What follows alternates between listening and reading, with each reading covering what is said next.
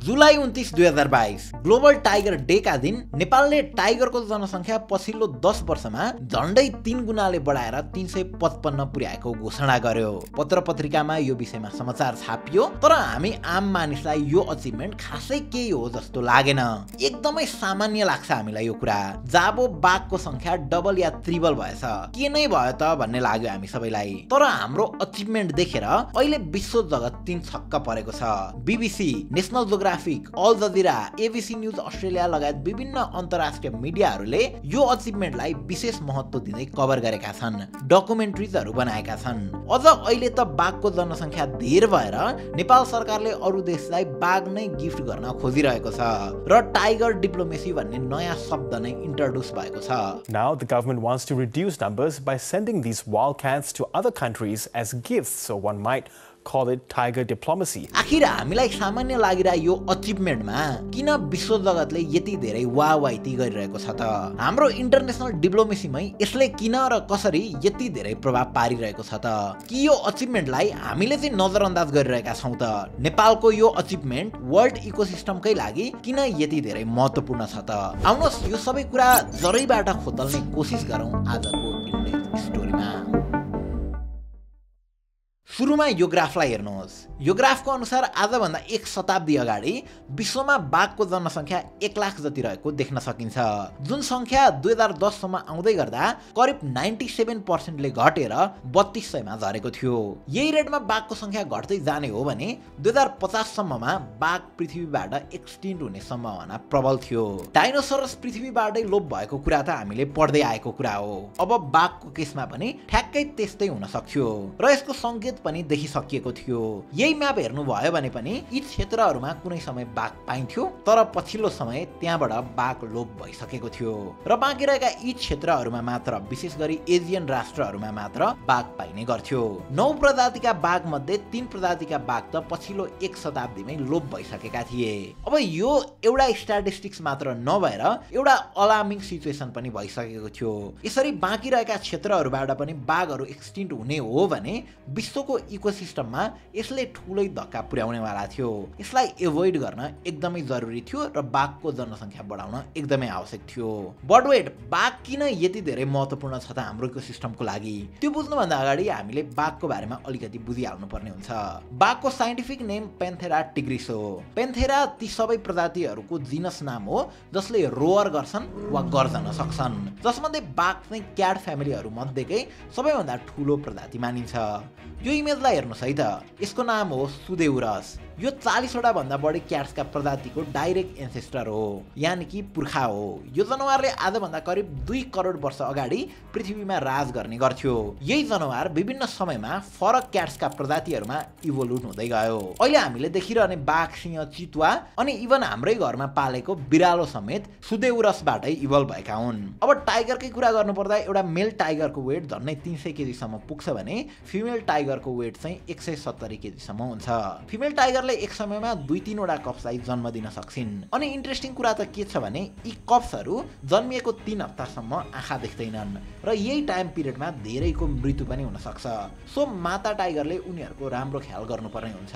सुरुको 2 वर्ष नै आफ्ना बच्चाहरूलाई माता टाइगरले सँगै राख्छिन् र उनीहरूको रेखदेख सँगसँगै उनीहरूलाई चाहिने सबै ज्ञान र सिप दिन्छन्, जसको मद्दतबाट ती कप्सहरू जङ्गलमा एक्लै सर्भाइभ गर्न सक्छन्। अब आफ्नै आमाको संरक्षणबाट निस्किए पछाडि ती कबहरूले अब आफ्नै इलाका बनाउँछन्, फिमेल्सहरूसँग मेट गर्छन् र आफ्नो वंश अगाडि बढाउँछन्। बाघ इकोसिस्टमको एपेक्स प्रिडेटर हो। यही डायग्राम हेर्नुभयो भने बाघ सबैभन्दा टपमा छ। प्रिडेटर भन्नाले त्यस्ता जनावरलाई बुझिन्छ जसले शिकार गरेर आफ्नो पेट भर्ने गर्छन्, अनि एपेक्स प्रिडेटर भन्नाले प्रिडेटरहरूकै शिकार गर्ने जनावरलाई बुझिन्छ, यानि कि एपेक्स प्रिडेटरले अरू जनावरको हत्या गरेर खाने जनावरलाई नै मारेर खान्छ। यदि बाघ नहुने हो भने wild boar, wolf, bear, leopard लगायत प्रिडेटरहरूको संख्या बढ्दै जान्छ, जसले गर्दा अन्य जीवहरू वा चराहरूलाई बाँच्न गाह्रो पर्छ। अनि बाघले मृग, हरिण र जङ्गली गाई लगायतको पनि शिकार गर्ने हुँदा यदि बाघ भएन भने त्यस्ता जनावरहरूको संख्या बढ्दै जान्छ, जसले गर्दाखेरि उनीहरूले वन जङ्गल र वनस्पतिहरूको नाश गर्न सक्छन्। यसले वातावरणीय असन्तुलन ल्याउँछ। त्यस्तै बाघ नभए पछाडि जङ्गलमा हरिण वा अन्य जनावरहरूको संख्या बढ्ने भएकाले उनीहरू गाउँ तथा खेतीबालीतर्फ पस्न सक्छन्, जसले गर्दाखेरि चाहिँ समग्र मानिस र जनावरबीच द्वन्द्व वा वार नै सिर्जना हुन सक्छ। यसरी फुड चेनलाई ब्यालेन्स गर्न र समग्र इकोसिस्टमकै लागि भए पनि बाघ महत्त्वपूर्ण जनावर हो। अब यति महत्त्वपूर्ण हुँदाहुँदै पनि पछिल्लो शताब्दीमा बाघको जनसङ्ख्या चाहिँ किन घटिरहेको छ त?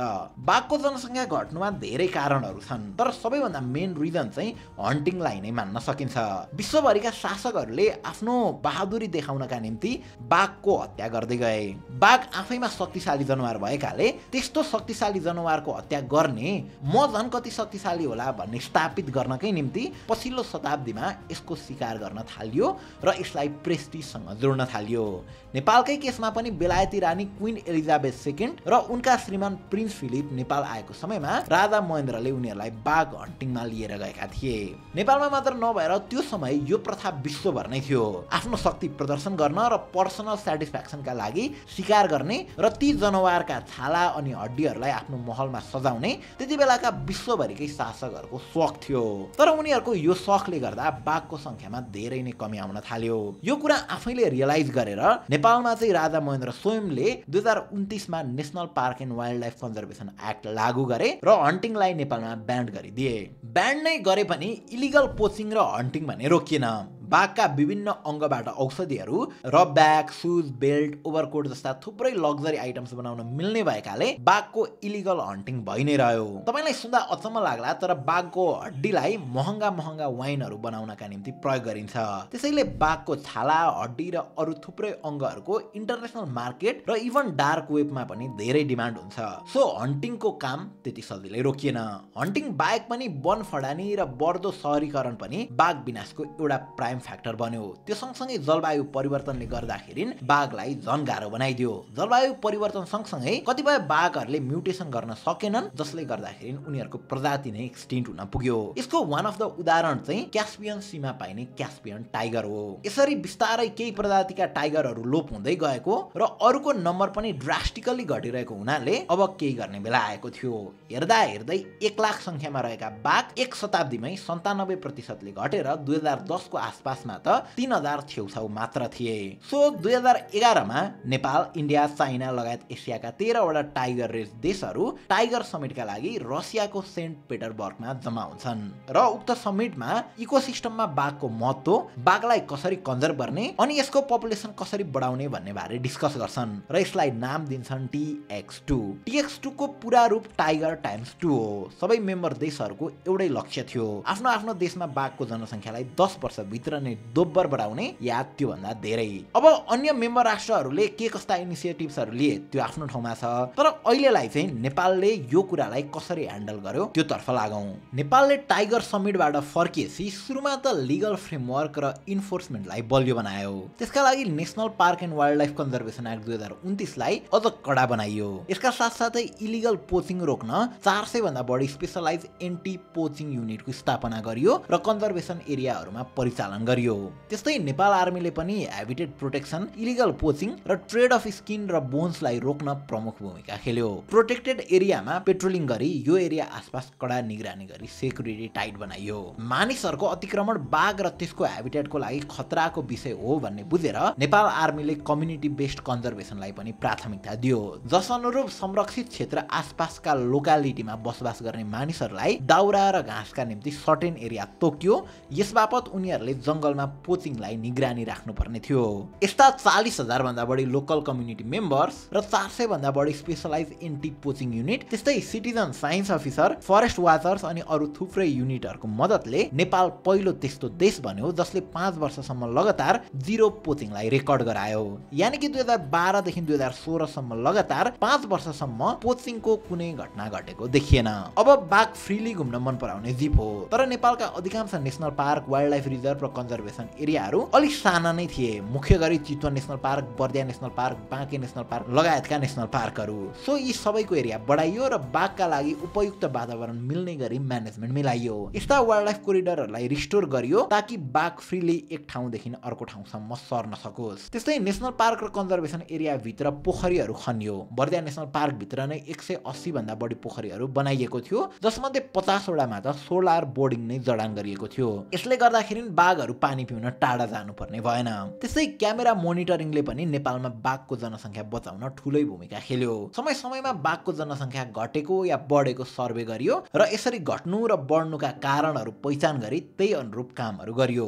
बाघको शरीरमा देखिने यो प्याटर्न सबै बाघमा फरक फरक हुने भएकाले बाघको काउन्ट गर्न अझ सजिलो भयो। क्यामेरा ट्र्याप्सको मद्दतबाट फरेस्ट अफिसरले बाघको नम्बर, डिस्ट्रिब्युसन र बिहेभियरहरूमा नजर राखिरहे। यी सबै कुराहरूको मद्दतले नेपालले आफ्नो गोल गिवन टाइम भन्दा पनि अगाडि 2018 मै पुरा गर्यो र टाइगरको पपुलेसन डबल गर्ने पहिलो देश बन्यो। 2022 सम्म आउँदा त बाघको जनसङ्ख्या नै झन्डै 3 गुणाले बढेर 355 पुगिसकेको थियो।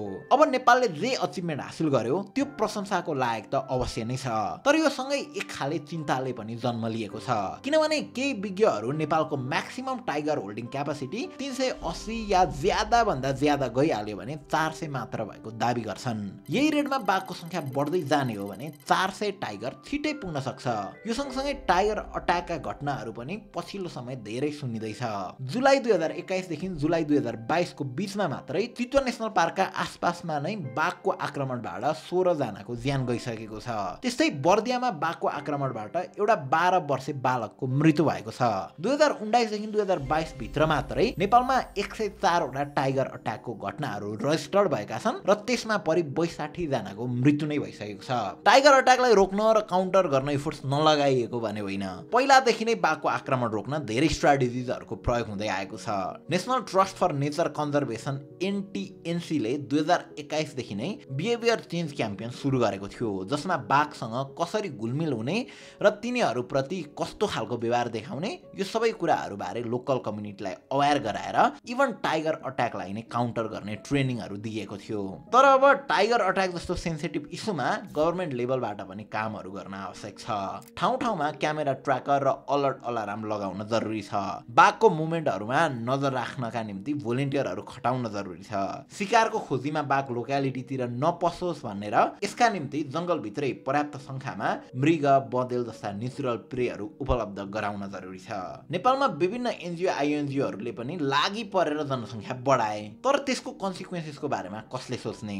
बाघको जीवनसँग मानिसको जीवन सौदा गर्न मिल्दैन। बाघको संख्या बढे पनि अब यसबाट बढ्ने खतरालाई नजरअन्दाज गर्ने हो भने बाघले मानिसलाई अट्याक गरेको खबर दिनै पछि आउनेवाला छन्। सो सबैले यसमा पनि ढिलो हुनुभन्दा अगाडि नै ध्यान दिन आवश्यक छ। हस्त, थ्याङ्क यू फर वाचिङ।